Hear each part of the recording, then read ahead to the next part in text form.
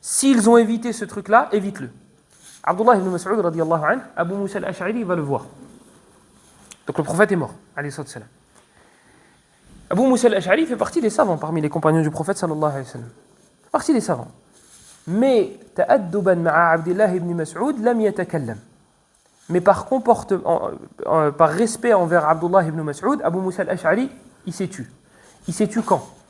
Quand il a vu dans la mosquée des gens faire des cercles et un mec qui disait Sabbihu mi'a, dites subhanallah 100 fois. Et les autres là, subhanallah, subhanallah, subhanallah, subhanallah.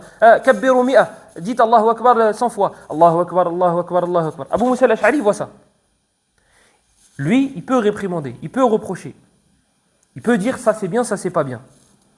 Mais comme il y avait quelqu'un de plus savant que lui qui était dans cette ville-là, il est parti voir cette personne qui était plus savante que lui, et on a dit c'était Abdullah ibn Mas'ud.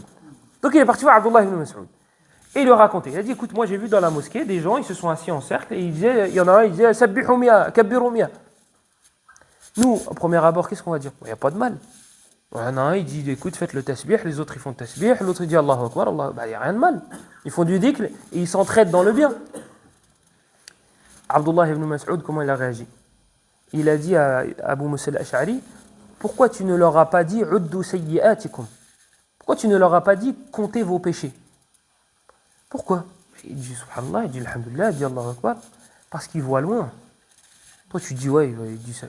Lui il voit loin. Lui il voit que cette façon de faire, elle n'a pas été faite au temps du prophète. D'accord, subhanallah, alhamdulillah, Allahu Akbar, c'est légiféré, il n'y a pas de problème là-dessus. Mais la façon de faire, c'est pas connu du prophète et c'est pas connu des compagnons du prophète. Donc c'est pas bon, c'est pas validé. Donc Abdullah ibn Mas'ud il va à la mosquée et il les voit en cercle en train de le faire.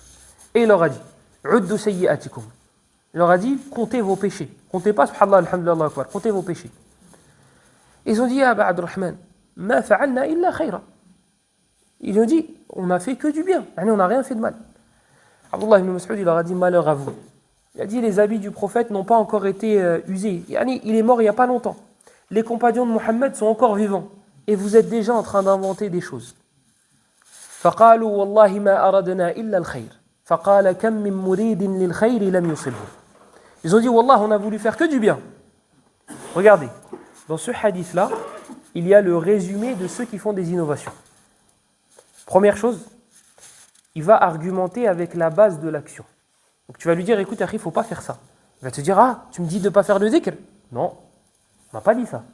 Toi, tu me parles de la base de l'adoration. Moi, je te parle de la façon de faire.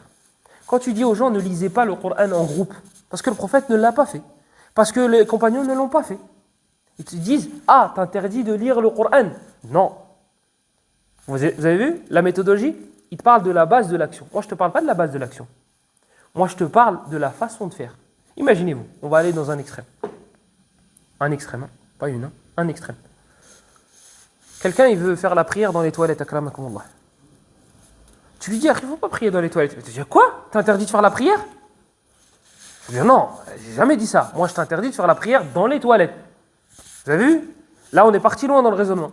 Mais c'est la même chose. Quand tu dis, écoute, ne lis pas le Coran en groupe. Tu te dis, ah, t'as vu, tu dis, moi, on me l'a déjà dit. On m'a dit que un imam, entre guillemets, il m'a dit, il m'a montré du doigt, il a dit, il dit que c'est bid'a de lire le Coran. Dire ici, je dis que lire le Coran c'est une bid'a, je suis kafir. Celui qui dit lire le Coran c'est une bid'a, il est kafir. C'est un mécréant. Quelqu'un qui te dit lire le Coran c'est une bid'a. Non, moi je te parle de la façon de faire. Moi je ne te parle pas de l'action en elle-même.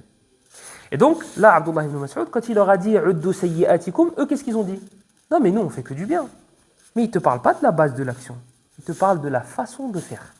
Et c'est pas pareil. Et vous allez voir que dans chaque innovation, c'est ça. Tu vas dire, il ne faut pas faire ça.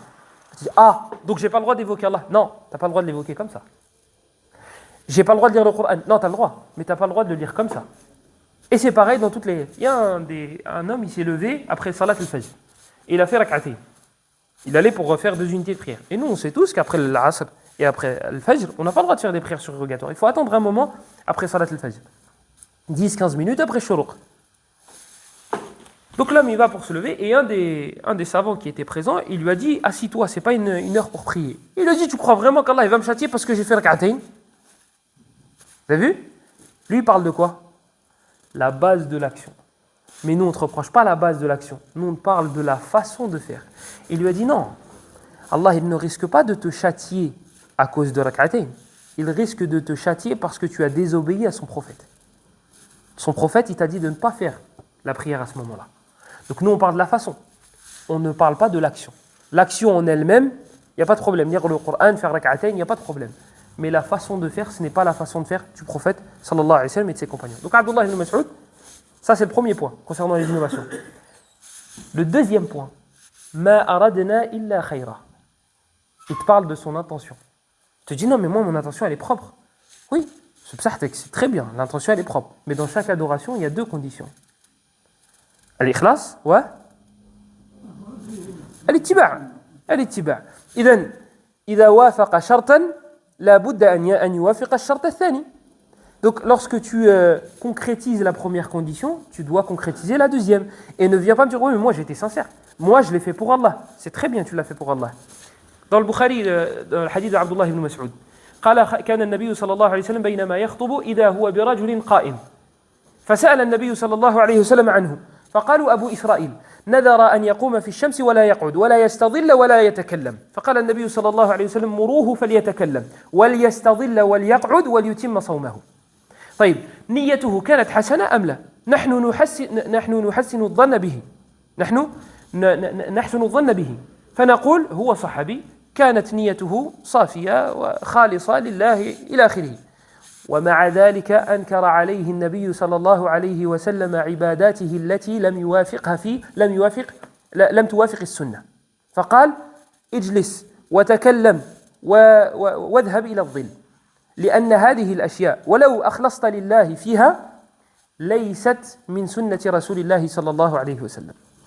Dans le Bukhari, selon Abdullah ibn Mas'ud, le prophète sallallahu alayhi wa sallam était en train de prêcher. Il a vu un homme debout. Il regarde, il dit c'est qui? Il lui dit c'est Abu Israël. Regardez la sagesse. Il n'a pas réprimandé. Il a demandé. Qu'est-ce qu'il fait? Et ça, vous l'avez dans le Coran. Vous l'avez quand? À quel moment vous avez cette fameuse sagesse de demander avant de reprocher?